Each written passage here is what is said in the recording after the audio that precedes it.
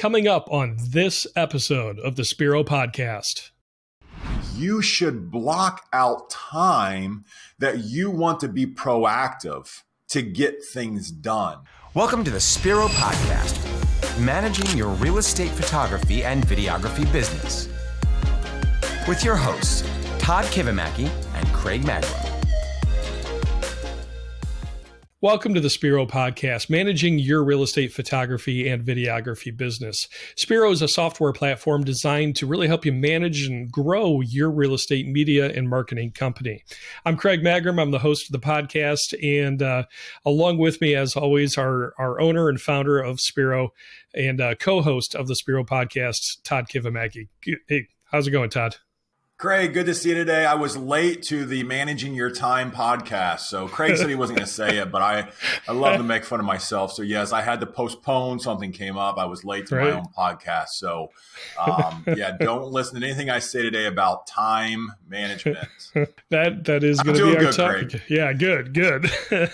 You know, it's a beautiful day. It's like, let's take a breath and we'll take our time through this. But yeah, that is our topic. We're going to be talking about how to arrange your calendar and how to get projects done and, time management, things like that. But before we get into that, Todd, do you want to just thank new listeners and share the information, how they can get topics addressed on this podcast? Yeah, of course. Hey, thanks for listening today. If you have a topic you would like us to ramble about, send us an email, hello@spiro.media, spiro.media, hello@spiro.media. We love to hear from our listeners. It's so good to hear from you guys and gals. I'm not being, from everyone there. We know you're running right now. At least we are. We've begun to run more. We had really nice weather. We had really bad weather. Then we had really nice weather. We thought we're done. Like, hey, it's going to snow tomorrow. Like, wait a minute, it was just 80. So we know you're running now that this nicer weather has come in most of the country. So we know you're busy. I think today is going to be a good one to give you a little perspective on managing your time and also working on what's important, defining what's important. But if you have a question, hey, ask it. If you have a question, you know what? Probably someone else, probably 20 other people have that question. Right. 100 other people have that question. That's one thing for you to think about as a business owner too, is if one of your clients asks you a question, you better write that sucker down and answer it, because more of your clients have that question. So we love questions. You should love questions. If you want us to talk about something specific, if you have something to share, we love owner spotlights. We were doing some owner spotlights in the past. Let us know. We would love to hear your story, connect with you here so that you can connect with the real estate community. Absolutely. So send us an email, hello@spiro.media. Yeah, we love those owner spotlight series because there's so many business owners doing real estate media that have been doing it for a couple of years. Maybe they've been doing it 10, 15 years, and you don't necessarily talk on a national stage a whole lot, but you have successes. You have things that you've learned that have helped you and your business be a success. And we want to give you an opportunity to invest in others and to share that knowledge, just to invest in somebody else's life and business and help them be a success. Part of what I do for Wow Video Tours is business development. And the thing that I tell the realtors that we work with is, look, we want to help you be a success. I really enjoy, Todd, the part I enjoy most about my job is actually working with new realtors where they don't necessarily have the budget, right off the bat to do professional media, but we work with them to help them get started with that. And then to watch them right off the bat use good marketing and good media. And as a result, then be able to build their business and get more and more listings, it just brings me a lot of joy to see them be successful and to know that we had a small part in helping do that. So if you have a story to share on how to build a successful real estate media business, we'd love to hear from you. I wasn't planning on saying that much, Todd. No, anyway. But it's all true. We love to hear. Yeah.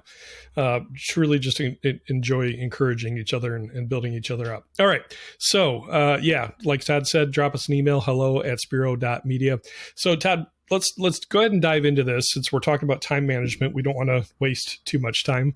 We know that time is valuable. But have you ever found, Todd, as an owner, as the owner of Wild Video Tours and Spiro, that your calendar just has exploded? You have meetings. You're talking with staff members about different shoots. You're making presentations for WOW. You're talking about software development. I got to imagine your calendar is just, it could probably be overwhelming. Yeah, it can be. And I'm assuming that most of our listeners are feeling the same thing, especially during busy season. Yeah. You have, you try to be proactive about things that you're working on, but we're always reactive. Yeah. A problem comes in, an editor didn't edit, or you need to re-edit, or you need to reshoot, memory card had an error, all of the above. We have to react to those problems. And then when we're reacting to those problems, we're not spending time being proactive on things that we need to get done to grow our business. And it's this difficult juggle of trying to get enough done so that by the time you close up your notebook or you go home for the day, you can walk in feeling that you were productive so that you're ready to enjoy what you just worked for. I walk into my family, my kids run to me. It's the best thing ever. And if I walk in and I didn't get anything done that day, or I feel, I was very reactive, right. You walk in and it's like, and I know at one point I was almost angry, like, why are the kids running to me? And it's just like, wait a minute, Todd, you big dummy. Like, your kids still love you, like you enough right now that they run to you when you open the door. Like, you got to change something. Right. You got to change, some of it's your outlook. I'll be the first to raise my hand that I can get in this very grumpy state. And when I go into I'm going to get something done, I get in this very focused state. And I will plow through everyone that I have to get to where I want to go. But during that phase, I'm just no fun. And you got to start asking yourself, I'm taking a little bit of a tangent here, Craig. This isn't about productivity, but it's behind the idea of, why did you start your business? Yeah. The definition of a business is, a profitable enterprise that works for you. Again, that works for you. That's what you have to remember. Yeah. This business should be working for you. Now, if you're a solopreneur out there, or you have a small team, you wear many hats, but you need to think about how this business is going to work for you. Right. And then you need to be strategic enough to build some foundational elements so that you can begin to fill with employees or contractors and fill with people around you that can help you achieve that. Right. It's about I think all in all, going down this rabbit trail, as you said, but I think it's a good one, is setting healthy boundaries. I was just thinking about a previous career I worked in. I worked in radio and was the general manager of a station, and we had a very small staff. We were a listener-supported station, so there was a lot of financial pressure, and I was putting in 70 hours a week trying to get done everything that I, as the leader of that station, felt needed to be done. And even though I was getting a lot of things done, I didn't set up healthy boundaries and organize my schedule in such a way that when I came home, I could turn work off and be present for my family. And as a result, I was with my family, but I wasn't with my family. My mind was still at work, trying to solve all the problems that still needed solved and organize for the next day. It was unhealthy. And so what we want to do in this episode is give you some healthy ways to organize your day and organize projects so that when you go home, you can take a breath, get the rest that you need so that you're fresh and ready to give your best for your clients and your employees that next day too. So great insight, Todd, on the why of what we're talking about today. Yeah. So let's start off, Craig. I'd like to start off with just the idea of Parkinson's law. If we want to maybe jump to that, and just because this was new to me a few years ago, and Parkinson's law basically says that a task, and any task will expand to the time that you allow it to. So there's a minimum amount of time that any task requires, and it is going to minimally take that amount of time. So Parkinson's law doesn't say that the amount of time can contract, but it can always expand. So how many of you were in college, had the 10-page paper to write? This was pre-chat GPT. You're writing that sucker on your own. And 10-page paper, the professor gave it to you a month ago or at the beginning of the semester, and it's the night before, and you're like, I think I'm going to write that paper. Thank goodness for I can't remember what font we used, but which was the really big font that you're like, oh, I'll write 6 pages and I'll put it in this font, and that sucker's double spaced, and that double spaced, yeah. I forget what it was, but there was some font. You can tell I don't write a whole lot, but there was some font. I don't know. Send me an email, remind me what it was. But you put it in that font, like bam, 6 became 10, but you still had to get to 6 pages. So Right. I was that individual. Yes, 8 p.m. night before, I'm like, I better start that 10-page paper. And that's a perfect example of Parkinson's law. I gave it 2 months. I knew I had 2 months. I waited until the last 6 hours to write that darn thing. It took the whole time. Let me play devil's advocate real quick. Yes. What about that personality type that says, yeah, but Todd, I work best under pressure. And they get it done. Yeah. What about that? And that's fair. I would just ask you, that whole 2 months that I knew the paper was coming up, it was in the back of my mind. I was like, oh man,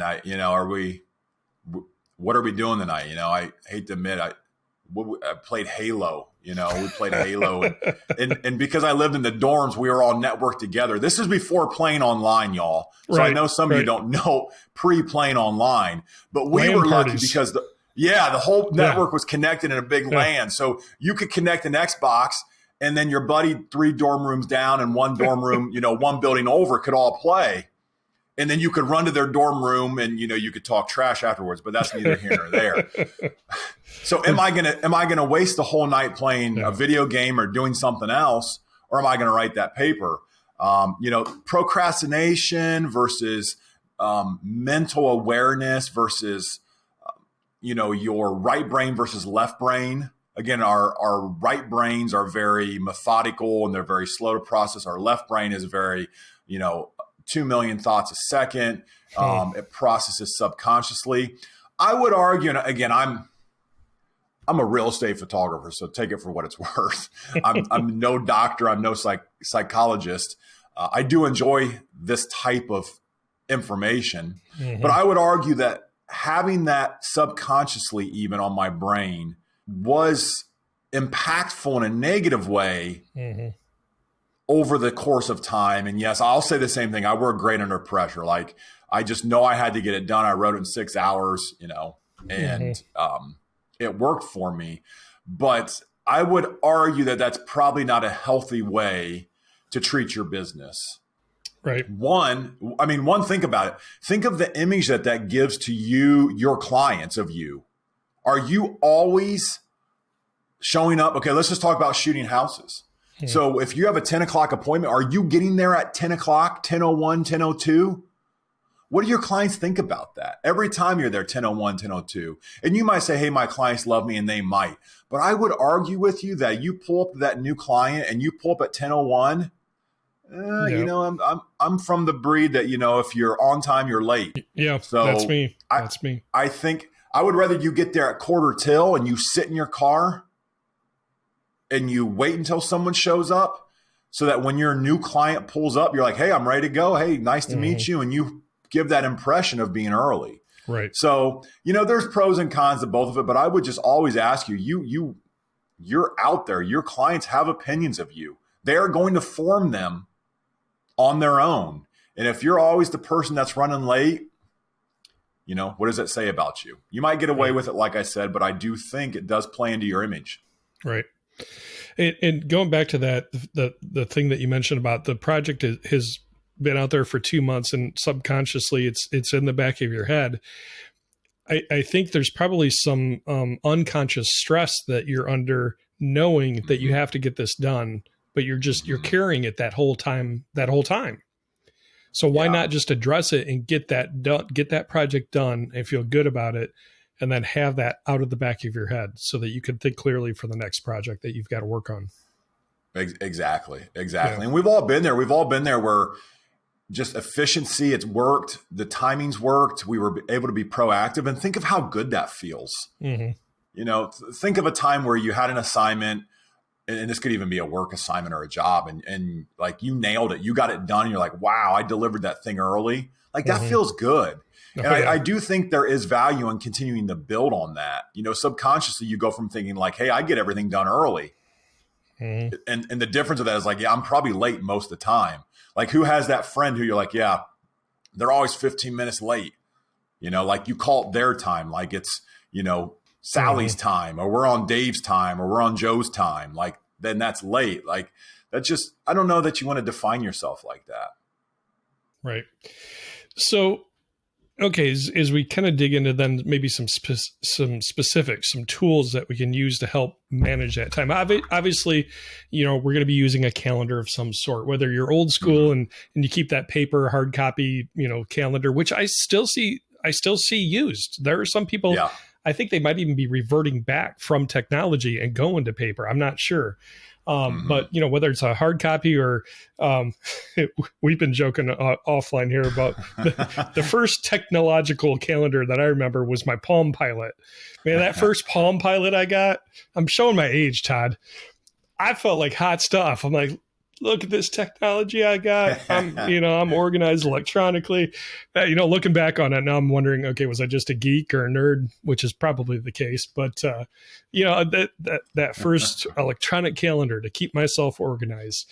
You know, people are using Google, they're using Outlook or iCal, whatever. But again, you juggle a large number of very diverse types of tasks and projects. So beyond the obvious of having some sort of calendar, what are some of the tools for ways to keep yourself organized and make the best use of your time? You know, you talked about time blocking and things like that. Let's start to dive down that road. Yeah, great question. So some things that we do and some things that I've tried over the years. So one, just the 30 seconds on why we should use a calendar if you're not, is because your brain is not made to remember list of items. It just simply is not. Your brain is made to process through items. It's not a list. It's not a Palm Pilot. For those of you that have no clue what a Palm Pilot is, there might be some people that, yeah, it was like this oversized calculator. And if you don't know what a calculator is, I'm sorry, you're just too young. Just turn the darn podcast off and go Google calculator.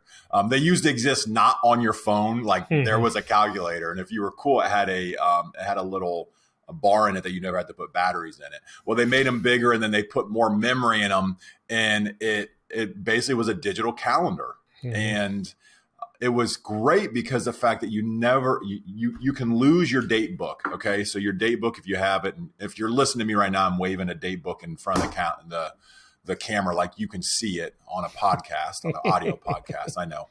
But the reason it was great because it took that list out of your brain. You know, you had a calendar. I also had, I can't remember what it's called, Craig. It might've been called List or a notepad where you could jot down and you don't have to remember it. So that's why you should use. Yeah, contact list. Yeah, it was kind of a 3-in-1 tool. Yeah, and so that you should keep your task and to-do list outside of your brain. Don't put it in your brain; it's just going to clog it up. So that's why you should use something. So some tips that I use, or just some workflows that I use, is I keep everything in my calendar. So I have a personal that syncs with my wife. Our family events go on there, and I have a business that syncs with some people in the office. You know, if you're using an Outlook, if you're all in the same inbox, Outlook, I'm sure Gmail does this. Other people in your organization, you can allow them to see when you have availability. That's an Outlook setting, or that's a Gmail setting. So I keep everything in a calendar. We set reoccurring events. So we just started in the office with the leadership team. We started a daily stand-up meeting, scrum meeting. It depends on what you call it. But basically, it's at the very beginning of the day, the 5 of us get in a room, and we just discuss what we got accomplished yesterday, what we are working on today, and then what any type of blockers may be in our way. And this is because we've identified, again, this is a goal. This is kind of related to doing tasks. You do tasks to solve a goal. So the goal is better communication in the office. So we wanted to be proactive, and I scheduled a meeting every day of the week at 8:45. It's 15 minutes, and we go into the middle workroom and we quickly have that conversation, and then all of the leaders can go out to their teams and they can say, oh, by the way, this is happening or that's happening. Or this might be a roadblock that we have going on right now. So schedule reoccurring events, schedule just single events. And then that way you don't have to remember about being in there. If you're still shooting houses, your calendar should sync to and from the software you use. So if you're using Spiro, you sync your Google Calendar and you put that in there. When you have, when you need off, you schedule time on your Spiro calendar, and a job will not be scheduled for you. So keep it all in there. Let software do what it does well and keep track of your events. Also, with calendar events, you should block out time that you want to be proactive to get things done. So do you have a task at hand? Do you have that 10-page paper, for example, that you need to get done? Or maybe you need to do some social media posts, or maybe you need to do some proactive communication, or some proactive reaching out to agents. There's a term. My brain just drew. You need to do some time with your sales hat on. You should put that on your calendar. If you don't, it's not going to get done. Parkinson's law is going to go into effect, and everything else in there. So think about a calendar. All of the white space that is free time, all of your other tasks are going to grow to take out all of the white or free time. So if you don't time block it, then Parkinson's law is going to take over. You can't fight it. I can't fight it. I tried to fight Parkinson's law with my superpowers. I don't have any superpowers. I couldn't fight it. It still happens every time I don't do it. Yeah. What about larger projects? When you've got a large project, but still all these other small tasks, what tools do we use at WOW to help manage projects to get things done? Yeah, great question. So I stole this from, oh goodness, I paid for a service for a while, and it was, I can't remember what it's called. We're not endorsed by them, so I'm not going to give their name anyways. No, that's a joke, y'all. We're not, we're just here because we love you all. It was called, I'll give you you can email me or you can search for this if you're looking for it, but let me give you the gist of it. So I paid $200 or $300 a month, and I would talk to an individual once a week. And basically she would set up my calendar. So she'd say, Todd, what are big goals that you want to get done this quarter? And I'd say, okay, well, we're working on this, that, and the other thing. And she's like, okay, well, let's take the first thing. Okay, so we need to get 3 new clients or 5 new clients. Okay, that's the end goal. Okay, so that's the last domino. Think about a line of dominoes. That's tipping over the last domino. So we have to stack up 500 dominoes to get to that and tip the last one over. What's the first domino? And or either you work at the beginning, or typically what you need to do is you need to work your way back and say, okay, what needs to happen to get between that? Okay, well, I probably need to get into 3 brokerage presentations. Okay, great. So if you need to get into 3 brokerage presentations, what needs to happen for you to set those appointments? Okay, well, I probably need to reach out to 10 of my top clients that are at 3 different companies and see if they can make contact with it. Okay, so what do you need to do? Okay, I need to spend time to identify 10 of my clients. Okay, great. After I've identified 10 of the clients you're going to reach out to see if they can put you in contact with their office manager to get into the meeting, what do you need to do? Okay, well, I need to set time to call those 10 people. Okay, great. When are you going to do that? And so she would ask me, and she'd actually control my calendar, a calendar that she had shared. And I would say Monday from 9 to 10 a.m., I'm going to go through my client list, and I'm going to and I'm going to call each one of them and ask if they can put me in contact with their manager. And she would say, okay, great. Now, do you need more time than that? And I would say, well, I need a follow-up 30 minutes because I know I'm going to call 10 of them and 2 of them are going to answer. She would say, okay, great. When are you going to set a follow-up block? I'm going to do it Tuesday afternoon because I want to call in the afternoon because I called in the morning on Monday. Mm-hmm. And she'd say, great. What time are you going to do that? And I would say, I'm going to do that between 3 and 4 because I know they're not in showings yet. And 3 to 4, I typically think I can get my clients. She'd say, okay, great. Do you need a follow-up meeting from that? Or do you think you've identified all 10 clients and then you've contacted all 10 of them? I'd say, yeah, I feel good about that. And she would say, okay, great. If you don't get it done, let me know and we need to add another time block. And then she'd say, okay, what's the next step that you need to do? Okay, well, after I've identified that, I need to reach out to the managers that they referred me to. Okay, well, when are you going to do that, Todd? Well, I'm going to let it go 2 days because I know I'll need some time. I'm going to work on Friday. Okay, so do you get the idea of we use this expression around the office is how do you eat a whale? Yeah, like a whale, the largest animal God created, a whale. How do you eat that sucker? Okay, well, you eat it one bite at a time. If you think about eating a whale and you're going to do it in one bite, it's just not possible. You're going to kill yourself thinking about how to do it. So that's the same thing with any task that you're doing. You have to think about what the end goal is and then work your way backwards as to what needs to be accomplished. And then you just need to set time to do each one of those steps. Right. And keep yourself accountable to it. Exactly. And keep yourself accountable. Yeah, exactly. Yeah. The individual that I worked with, like she would, if I didn't check mark it done on my calendar as it was complete, like she would email me and say, hey, did that need to be pushed? Do you need more time? I noticed that it wasn't marked as complete. Mm-hmm. I had put a fire out during that time. I need you to move it. Okay, when are you going to do it? Yeah. So I have adopted that habit. So I learned that from them. And I've adopted that same habit that my goals get put down and I use a Trello board. The leadership team and we use a document and then we go on the Trello board. Yep. And then from there, I identify what task I need to get done, what the timeline is of that task. And then I go to my calendar and I begin putting blocks on my calendar because if I don't save myself a block of time, Parkinson's law is going to steal that time and I'm never going to get it done. There you go. So Trello, calendar, time blocking, working in your business versus working on your business. Yeah, that's a great one, Craig. And something that we talked about offline was coming to the decision of, do you need to bring somebody on board, on staff or a contractor to help you free up that time that you need to work on your business? Mm-hmm. Yeah, I will tell you that decision for me, I made it 7.5 years ago when Derek came on board. I was working as many possible. I was working day to night, literally. I was traveling between 2 or 3 big cities. I was shooting 9 properties a day. Yes, 9 properties a day. I was an hour and a half away from home. I was editing myself. Ugh.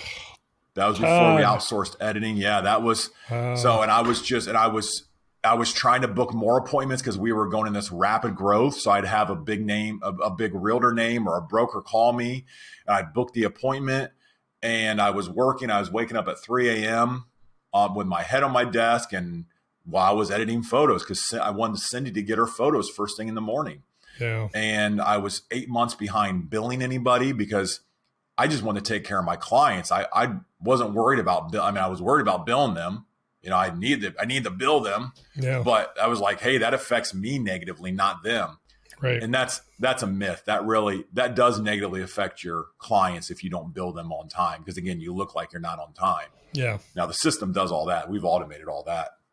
Spiro takes care of all that. We don't have to think about it anymore, which is nice. Yeah. But that was just a time where the problem was, Craig, and it was a me problem, is I did not think that I could find anyone that could do what I was doing. I had this crazy idea in my head that I was like building rockets or doing brain surgery. Yeah. I wasn't. I was doing things that people, that are very common things. Now, one problem I had is I didn't have any procedures for anything. We'll dive in this to another thing, but once you hire someone, it's very easy for them to be successful, if they know what their job is, what's their job description, okay, for each one of those tasks on their job description page, where is the training guide for that? Right. So if I want Derek to invoice all the clients, okay, well, where's the training guide for that? Yeah. What are we, so I was naive to think that I was just going to hire someone that was going to come in and through osmosis was going to get out of my brain into their brain what needed to be done. Yeah. I had piecemealed 17 pieces of software together, and I had some written things, some things that weren't written that were only in my brain. I had some things that were in software, but none of it was documented. Yeah. So that's a whole nother conversation. But if you're feeling like you could never find someone that can do what you're doing and you don't want to spend the time because it's like, I can do it faster than I can show them, we should talk. Yeah. We should definitely talk, because you are carrying a burden and you're carrying a lie that's probably not true, because you can train them. You just need an organization. You need a structure. You need to set them up for success. And then you'll go, holy cow, I'm so happy that I brought team members on. And the team members can go, hey, this is great working here because I know what's expected. Yeah. I love that I was trained, and look at these new skills I've gained. Yeah. So that's, again, another tangent. Sorry for all the tangents today, you guys. But if you are thinking that right now and feeling that overwhelmed feeling, we should talk. We should lay down a roadmap of how you can get that off your shoulders and get it into someone else's, and get it into a procedure document and get it into someone else's brain. Right. So the topic is how to arrange your calendar to get stuff done, get projects done.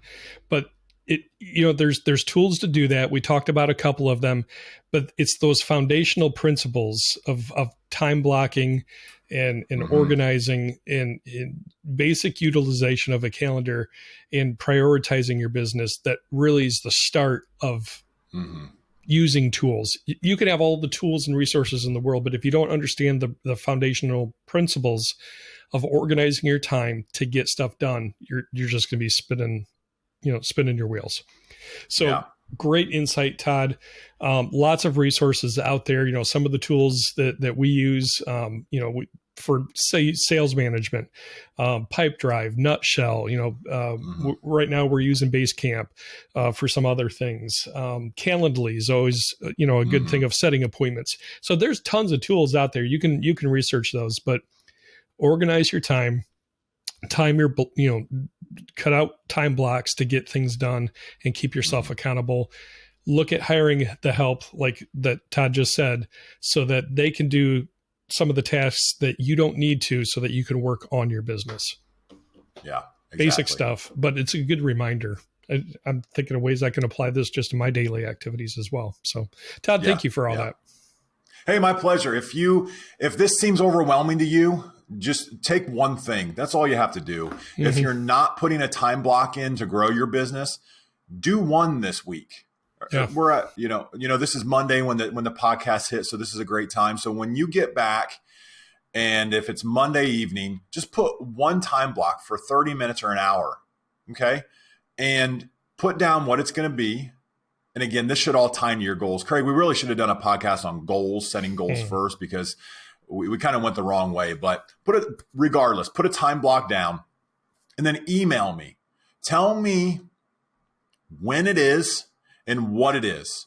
And I will be your accountability buddy. And I'll remind you come Friday or whenever you put it, I'll be like, hey, did you get it done? What, do you want me to review it? Do you want some feedback? So I'll be your accountability person. If you want to use a friend, or you want to use your spouse, or you want to use someone else, feel free to. Accountability is great, but do one thing. Put a proactive time block down that you're going to get done, whatever you want to achieve that is going to grow your business. This isn't like editing photos. This is something like, hey, I'm going to check Zillow for new listings. I'm going to see who didn't use professional photos, and I'm going to call 5 agents. Yep. Whatever it may be. Or, hey, I know I need to create a procedure document for how we're invoicing right now, because I know I need to hire someone, and to hire someone, I need to get out of my brain what I'm going to teach them and what they're going to train on. So just do that one thing. Email me. I will hold you accountable, and I'll ask you if you got it done. And I think you'll really appreciate the idea, and you'll feel good that it was done, that you accomplished something.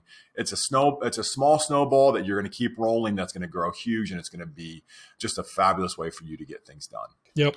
You get a good dopamine kick when you can check that thing off. 100%, Craig. You're 100% correct. Yeah. Awesome. Todd, thanks for the insight on that. And it's good for you. It'll be good for your business. It'll be good for your mental health to start to organize this and then feel that success as you start hitting goals and getting tasks done and bringing a team around you to help you get those things done, and just having that good culture. That's something I appreciate about Wow Video Tours, is just the great culture and the teamwork to get those tasks done and get those projects done and serve our clients well. So, Todd, thank you. Yeah, my pleasure. All right. Well, that's going to wrap things up for this week. Thank you for joining us. We don't take your time for granted. So thank you for watching or listening. Be sure to share the podcast with somebody else. If you think this could bring some benefit and some value to somebody else in the industry, by all means, please share the podcast. Be sure to subscribe. And that will give you notifications when a new episode launches. So that's just more for your benefit. And the more we can get likes, the more it's going to hit other people and benefit others. And we want to build a good community of helping each other. You can contact us, as Todd shared, at hello@spiro.media.